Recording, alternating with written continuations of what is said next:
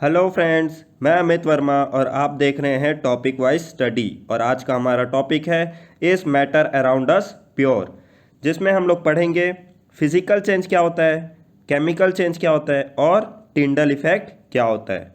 तो चलिए शुरू करते हैं। Physical change and chemical change. अब इसमें हम लोग देखेंगे कोई भी जो ऑब्जेक्ट है वो फिजिकली कैसे चेंज होता है और केमिकली कैसे चेंज होता है।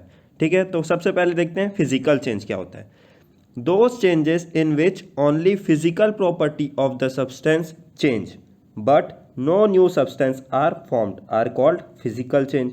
फिजिकल चेंज क्या होता है कि जो भी एक सब्सटेंस है उसका सिर्फ फिजिकल प्रॉपर्टी चेंज होता है, उससे कोई नया सब्सटेंस नहीं बनता है।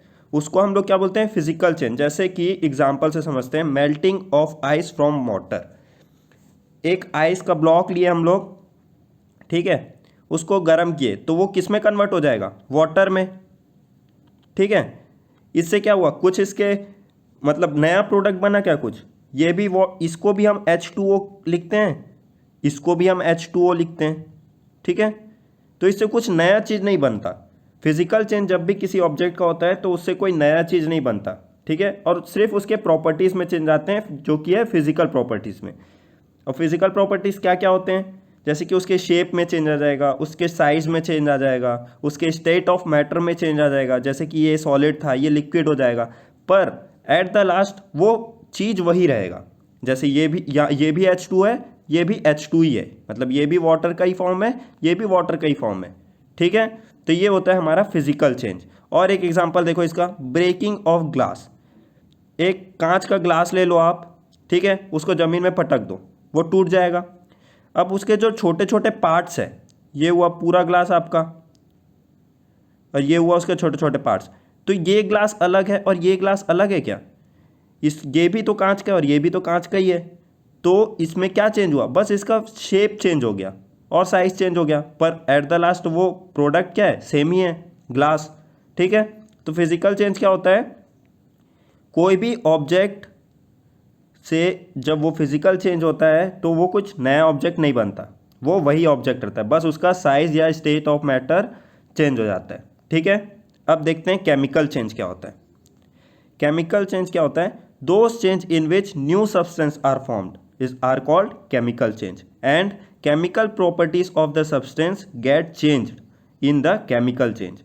केमिकल चेंज में क्या होता है, जब एक कोई भी ऑब्जेक्ट है वो दूसरे ऑब्जेक्ट में चेंज होता है। अभी क्या हो रहा है, केमिकली चेंज हो रहा है, तो वो कोई दूसरा दूसरा ऑब्जेक्ट बना लेगा। ठीक है, ये जो ऑब्जेक्ट है वही सेम ऑब्जेक्ट ये नहीं रहेगा। जैसे कि हम एक एग्जांपल लेते हैं, एक ठो बर्निंग ऑफ कैंडल ले लेते हैं। ठीक है, अब देखो कैंडल का फॉर्मूला क्या होता है, CH, यहाँ पे XX, यहाँ पे कुछ भी वैल्यू हो सकता है, ये कैंडल का फॉर्मूला है। अब क्या करेंगे, अब कैंडल को जलाएंगे। ठीक है, तो जलाने के लिए हमको क्या चाहिए रहता है, ऑक्सीजन। कोई भी चीज़ जलता है कब है, जब ऑक्सीजन प्रेजेंट होता है। ठीक है, अब ये जला और ये किस में कन्वर्ट हो जाता है, CO2 और H2O में। H2 क्या होता है, water vapour.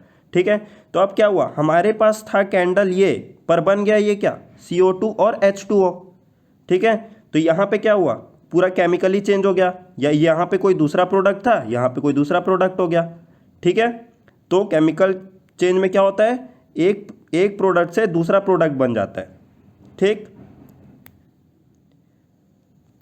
Difference between physical change and chemical change. अब देखो इसमें क्या क्या होता है, a physical change brings about change in physical property such as physical state, shape, size etcetera.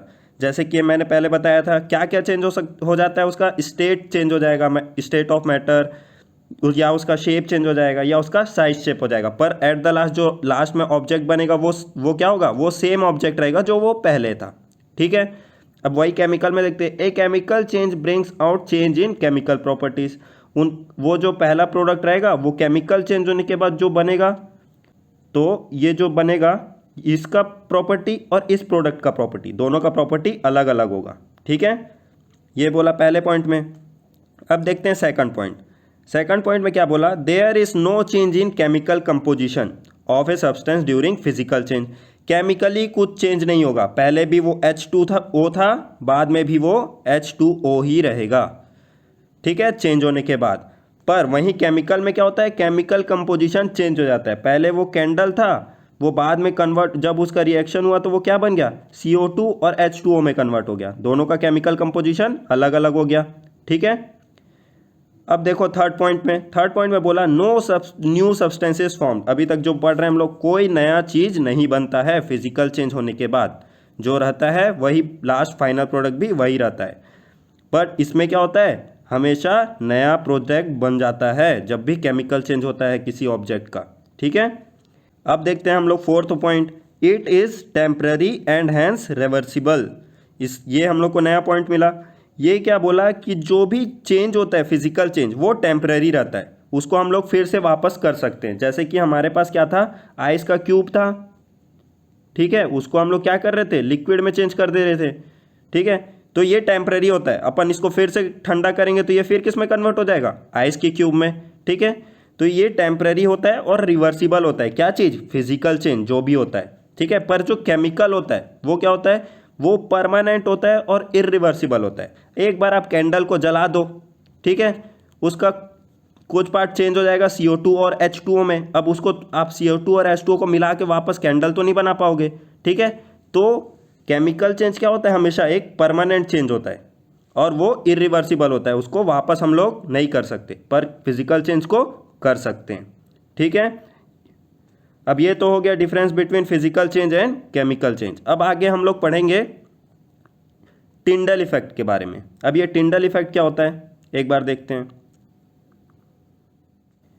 Tyndall effect, if A light is passed through a medium and it's path can be seen, then the substance is said to show Tyndall effect।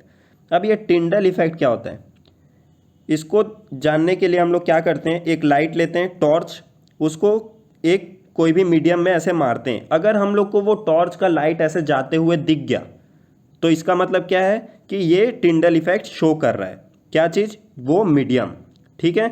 जैसे कि example लेते हैं हम लोग, example देखो, when a beam of sunlight enters a dark room through some hole in the window, path of the light become visible due to the scattering of light by the colloidal dust particles present in air of cinema hall। This shows the Tyndall effect। अब ये तो दिया cinema hall का। जैसे कि आप एक अंधेरे रूम में बैठे हुए हो, ठीक है, और थोड़ा सा खिड़की खुला हुआ है, तो वो खिड़की से जो सन का लाइट आता है वो आपको विजिबल होता है। क्यों विजिबल होता है, क्योंकि जो डस्ट पार्टिकल्स आपके जो रूम में प्रेजेंट है वो लाइट उससे टकराता है और वो इधर उधर फैलता है, जिससे आपको वो पूरा पाथ आपको दिखने लगता है, ठीक है। तो वो जो पाथ दिखने का आपको जो इफेक्ट है उसी को बोलते हैं हम लोग टिंडल इफेक्ट, ठीक है। यहाँ पे एक चार्ट से हम लोग और अच्छे से समझते हैं। देखो यहाँ पे टिंडल इफेक्ट, यहाँ पे क्या बोला, the scattering of visible light by colloidal particles is called Tyndall effect. यहाँ पे कोलाइडल पार्टिकल्स किसको बोल सकते हैं हम लोग, डस्ट पार्टिकल को बोल सकते हैं, ठीक है। ये देखो यहाँ पे डायग्राम से देखो, फ्लैश लाइट था, जलाए इसको, एक सॉल्यूशन रखे, सॉल्यूशन में यहाँ पे हम लोग को दिख रहा है क्या, नहीं दिख रहा है, मतलब सॉल्यूशन क्या है, हमको सॉल्यूशन टिंडल इफेक्ट नहीं दिखाता है। वैसे ही जैसे हम कोलाइडल सॉल्यूशन में पहुंचे तो यहाँ पे हमको पाथ दिख रहा है, मतलब कोलाइडल जो सॉल्यूशन रहता है वो क्या होता है, टिंडल इफेक्ट शो करता है। वैसे ही जो ये सस्पेंशन सॉल्यूशन है ये भी क्या है, दिखा रहा है हमको पाथ, मतलब ये भी टिंडल इफेक्ट शो करता है। तो एट द लास्ट हम लोग क्या समझे, टिंडल इफेक्ट क्या होता है, पाथ दिखना, लाइट का पाथ दिखना किसी भी मीडियम में, उसको हम लोग क्या बोलते हैं, टिंडल इफेक्ट, ठीक है। अब देखो हम लोग को यहाँ पे 3 नए चीज़ देखने को मिले, क्या क्या, एक सॉल्यूशन, दूसरा कोलाइडल और तीसरा सस्पेंशन। अब ये तीनों क्या क्या होते हैं हम देखेंगे अपने आने वाले वीडियो पे, ठीक है। तो फ्रेंड्स आज के लिए बस इतना ही, अब मिलते हैं हम हमारी अगली वीडियो पे जिसमें हम लोग डिस्कस करेंगे कि ये सॉल्यूशन क्या होता है और सॉल्यूशन कैसे कैसे टाइप के होते हैं, ठीक है। तब तक के लिए good bye and have a nice day.